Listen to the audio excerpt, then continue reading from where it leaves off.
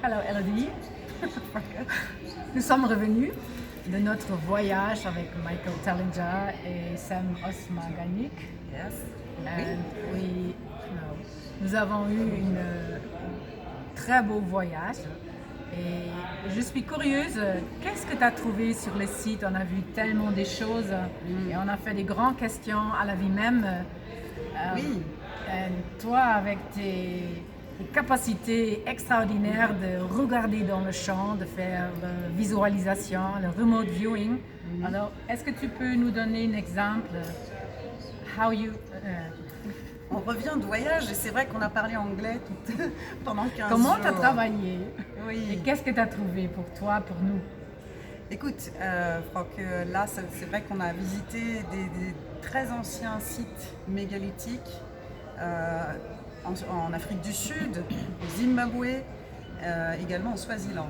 Et c'est vraiment des pays extraordinaires et contrairement à ce qu'on imagine, c'est très vert. C'est très vert. Il y a beaucoup d'eau, c'est magnifique et c'est vraiment pur en nature parce qu'il n'y a pas de pollution sonore, électrique, de lumière, etc. Donc on est vraiment au contact de la force de la nature. J'étais cette impression qu'on était vraiment sur un pays, sur quelque chose d'origine. Oui. On a vu toutes ces grandes pierres mais mis dans une podeste. C'était qui a mis cette grande pierre sur un certain lieu? Oui, un piédestal, oui, tu parles des pierres qui sont assez rondes, qui sont rondes, mais elles sont quand même elles sont énormes. Et on a l'impression qu'elles ont juste été déposées sur un piédestal, comme tu disais.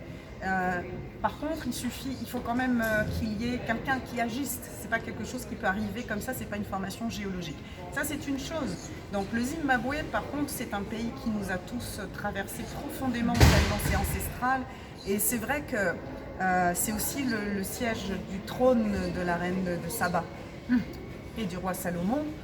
Et ce sont des blocs de pierre qui sont enchevêtrés mais d'une manière très particulière et c'est un lieu extrêmement sacré, encore aujourd'hui avec les familles qui viennent visiter. Et on sent vraiment qu'il y a l'esprit du lieu qui est vraiment originel, qui est encore présent.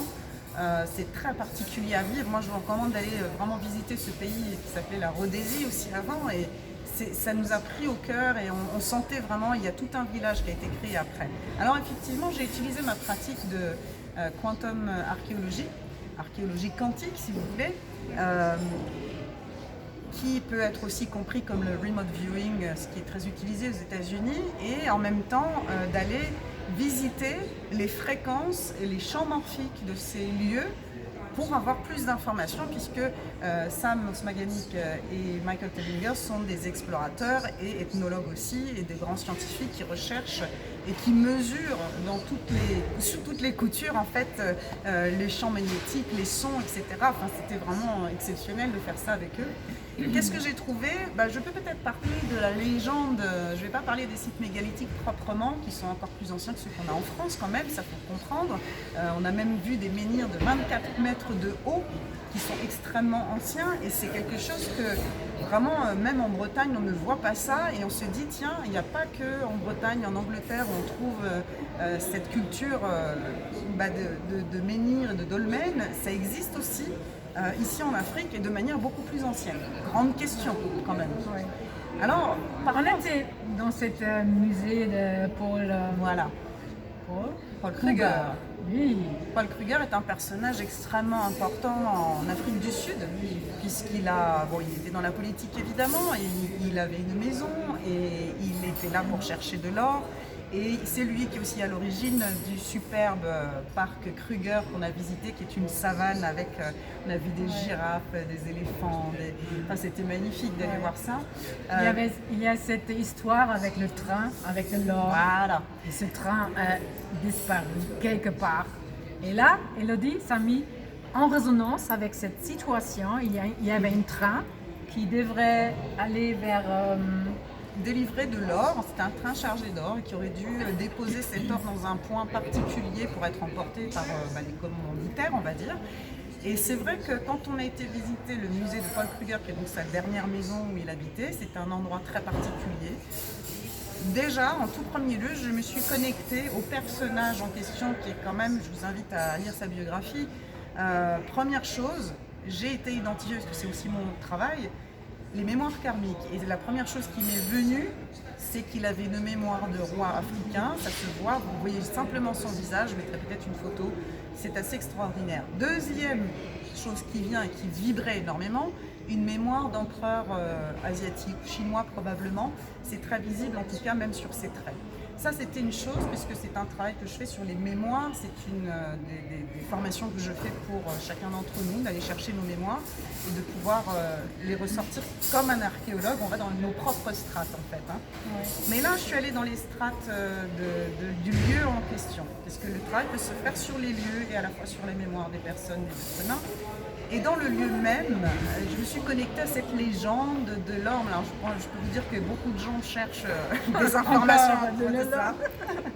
Tous ces trésors. Et ce qui est très étonnant, c'est que ce que je voyais, c'était à la fois deux trains. C'est comme si le train qui partait de cette gare, qui était à quelques kilomètres de la maison de Paul Kruger, où tout le monde, c'était un événement extrêmement important qui a été paru dans les journaux en Angleterre, etc. Et c'est comme si ça focalisait toute l'attention. Sauf que pour moi, il y avait un autre train avec vraiment l'or à l'intérieur. Et qu'on dit que ce train a complètement disparu. C'est l'énigme de Paul Kruger, du train d'or de Paul Kruger. Mais ce train, pour moi, n'a pas disparu, puisque ce que l'archéologie quantique, tel que je fais mon protocole, m'a montré, en fait, c'est que ce train-là est parti dans un tunnel, d'où l'histoire de la disparition. Et dans ce tunnel, j'ai questionné après Michael Tellinger, qui vit sur place aussi, il m'a dit oui, il y a énormément de tunnels ici, donc ça confirmait bien la vision que j'avais. D'ailleurs, ça l'a questionné. À un moment donné, il s'est dit oui, c'est une probabilité. Ce que je voyais ensuite avec l'or, c'est qu'il y avait 5 tunnels et que le train s'est arrêté et que l'or a été distribué par 5 commanditaires différents. J'ai vu un tunnel qui partait sur le Mozambique avec un bateau. Je ne sais pas où c'est parti après. Et j'ai vu un des tunnels qui partait sous la maison de ce musée, en fait, de Paul Kruger, où l'or aurait été transporté après dans un deuxième tunnel à quelques kilomètres vers un lac. Il y a beaucoup de petits lacs qui sont des anciens cratères de météorites pour certains, ou des lacs de sources de nappes phréatiques. Ce que je voyais, c'est que c'était une étendue d'eau où il y aurait encore quelque chose à l'intérieur. Quant aux 3 autres tunnels, je pense que c'est parti, ça a été distribué. Donc ma question, c'était de vérifier dans ces dates-là, la date de la disparition du train, s'il y a eu des constructions, des villes qui sont construites après, parce que je pense que c'est quand même des sacrés kilos d'or qui sont quand même partis. Il faut comprendre que l'Afrique du Sud, comme le Great Zimbabwe, le Grand Zimbabwe, ce sont des zones qui ont été extrêmement sollicitées comme mines d'or, d'un point de vue mondial et depuis les temps les plus ancestraux aussi. Donc c'est vraiment quelque chose où la Terre vibre et puis on sait au combien d'ailleurs, avec ta méthode des 2 points et dans la physique quantique, l'or est un conducteur et conduit beaucoup plus vite l'information. C'est le seul métal qui permet 500 fois plus rapidement. D'ailleurs, les ordinateurs quantiques utilisent ça aussi maintenant. Donc voilà, l'or est très important et on est ravis d'avoir été sur ce lieu. Pour moi, pour nous, c'était pas la question où est de l'or maintenant, mais c'est pour vous expliquer si on a une situation concrète, un événement concret. C'est possible avec notre corps, avec toute notre capacité et surtout de cette grande capacité d'Elodie de plonger dans ce moment-là et d'avoir des informations concrètes. Et ça, c'est le remote viewing. Oui, c'est l'archéologie quantique, de quantum archéologie, comme je le réintitule là. Et c'est vraiment de pouvoir entrer dans des strates, puisque les champs morphiques peuvent se réactiver n'importe quel instant. Ça, vous pouvez trouver des documentaires et puis des informations sur ce qu'est les champs morphiques. Et donc on peut vraiment accéder comme si on rentrait dans des bulles du temps. Et tout se déroule sous nos yeux. Et tu m'as dit l'autre jour, elle a dit, j'aimerais faire un livre et vérifier les sites et vérifier l'histoire qui était mise après toute notre histoire dans les livres et qu'est-ce qu'ils vont nous raconter. C'est oui, parce que les livres d'histoire, même tout ce que l'on peut récupérer, et ça, c'est bien évident seulement un point de vue, et puis il y a des enjeux aussi de pays en pays. On peut raconter une guerre d'un point de vue des Grecs et d'un point de vue des Turcs, ou que sais-je, enfin, je veux dire, de tous les points de vue sont valables et on n'aura jamais la même histoire. Simplement, on nous apprend un seul point de vue, un seul regard.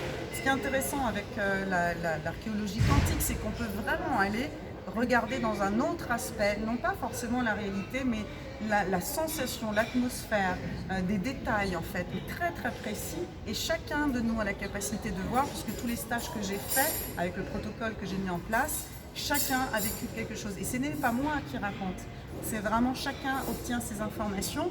Et tous ensemble, on crée un puzzle qui n'est pas forcément une vérité historique. Et c'est pour ça que j'invite effectivement, là je compile toutes les histoires que j'ai pu extraire en fait à chaque fois sur des lieux ou à travers chacun d'entre nous, pour que les historiens puissent s'intéresser à un autre aspect plus quantique de l'histoire en fait. Mais le but après, c'est de transformer les énergies qui sont bloquées Oui, bien aussi sûr. dans nos mémoires personnelles. Et c'est Ouais. parce que tu le fais avec des gens. Oui, oui. Ils vont plonger dans une certaine espace-temps. Et là, tu vas récupérer toutes les informations, toute l'or qu'on a compris dans cette époque-là.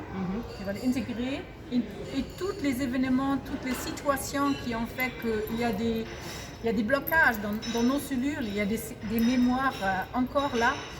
Tu vas les dissoudre. Oui, dans voilà, la en fait, source. c'est ce que j'appelle plutôt, ça j'explique, hein, parce que je suis quelqu'un de très pragmatique et j'explique comment ça fonctionne. Donc c'est vraiment ce que j'ai identifié, c'est des impacts émotionnels qui sont cristallisés sur les mémoires. C'est ça qu'on est en train de dissoudre, d'alléger, il n'y a plus de dette karmique, on est vraiment en train de nettoyer en ce moment très fortement toutes ces mémoires-là, en même temps sur les lieux et les sites en eux-mêmes. Donc l'intérêt, c'est forcément que quand on identifie des mémoires cathares dans le Moyen-Âge ou quand on remonte dans les périodes plus théoriques, on puisse aller chacun sur des sites, faire des groupes et nettoyer en même temps le site et en même temps chacun d'entre nous pour libérer ces fragments en fait, ces fragments karmiques, ces fragments d'âme qui sont encore coincés dans des périodes plus sombres et des croyances plus sombres et culturelles de l'époque, parce qu'il faut bien se mettre dans le contexte historique de l'époque, ça me paraît évident. Aujourd'hui, je pense que c'est un temps où on a besoin de se relier dans les fréquences de la nature, quelque chose de plus pur, et que toutes ces anciennes croyances soient libérées, nettoyées, et c'est ce que je fais à travers mes stages. Chacun, on travaille toujours en trio à 3 parce que ça permet de complémenter les informations qui sortent. On est tous en résonance et évidemment il se passe beaucoup de choses et on extrait énormément d'informations.